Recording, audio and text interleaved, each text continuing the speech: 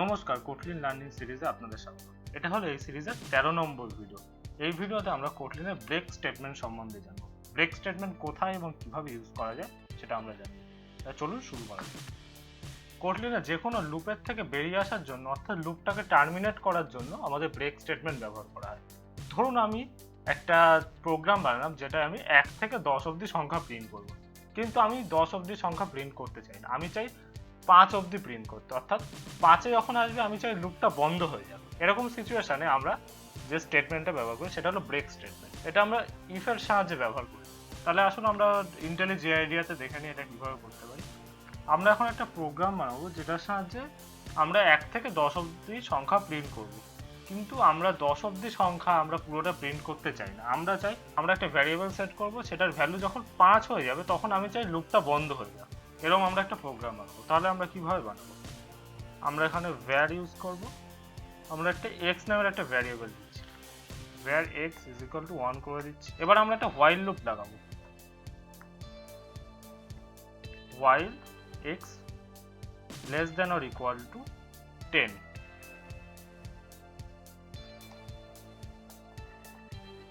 print ln x x plus plus।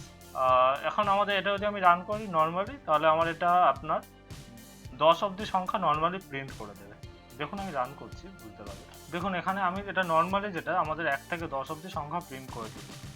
তাহলে এটা দেখুন এখানে আমাদের নর্মালি 10 অবধি প্রিন্ট হয়ে যাচ্ছে, কিন্তু আমরা চাই x এর ভ্যালু যখন আমাদের 5 হবে তখন আমরা চাই এই লুপটা বন্ধ হয়ে যাবে। অর্থাৎ আমরা চাই 4 অবধি সংখ্যা প্রিন্ট করতে। তাহলে আমরা এটা কিভাবে করব? আমরা এখানে লাগিয়ে দেবো if x = 5। যদি x এর মান 5 হয় তখন আমরা চাই ব্রেক, লুপটা টার্মিনেট হয়ে যাবে। দেখুন এখানে আমি যেটাকে রান করছি, দেখুন 1 থেকে 4 অবধি সংখ্যা প্রিন্ট করবে। এখানে আমরা লিখেছি একটা ভ্যারিয়েবল নিয়েছি x নামের, x ভ্যারিয়েবলটার ভ্যালু হলো 1। আমরা এখানে লুপ লাগিয়েছি while x less than or equal to 10।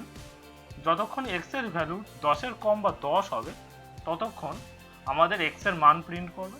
মান প্রিন্ট করার পর আমাদের x এর ভ্যালুটা ইনক্রিজ করে দেবে ইনক্রিমেন্ট অপারেটর দিয়ে, x প্লাস প্লাস দিয়ে। এখানে আমরা আরেকটা শর্ত লাগিয়েছি if x = 5 দেন ব্রেক, মানে x এর মান যদি 5 হয় তাহলে ব্রেক করে দেবে লুপটা। এখানে যখন আমাদের 1 ছিল x এর মান, তখন এটা 5 ছিল না, সেই কারণে এটা ফলস ছিল এই শর্তটা, সেই কারণে এই লুপে সেই কারণে ইফের ভেতর যায়, লুপটাকেও কন্টিনিউ রেখেছে। x এর মান 4 হওয়া অবধি এই লুপটা আমাদের কন্টিনিউ রেখেছে।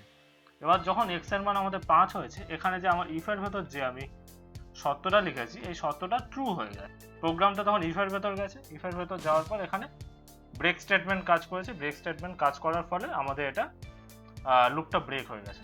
এইভাবে আমরা ব্রেক স্টেটমেন্ট ইউজ করতে পারি। আশা করি আপনারা ব্রেক স্টেটমেন্ট সম্বন্ধে বুঝতে পেরেছেন। এই সম্পর্কিত নোট আপনারা ডেসক্রিপশনে দেওয়া লিঙ্ক থেকে ডাউনলোড করতে পারবেন। সেখানে আমার ব্লগ আছে, ব্লগে গিয়ে ডাউনলোড করে নিতে পারবেন। আশা করি এই ভিডিওটি আপনার পছন্দ হবে। যদি এই ভিডিওটি পছন্দ হয়ে থাকে লাইক করতে পারেন। এরকমই আর ভিডিও দেখতে চ্যানেলটিকে সাবস্ক্রাইব করতে পারেন। তাই দেখা হচ্ছে পরের ভিডিওতে। সবাই ভালো থাকবেন। Thank you.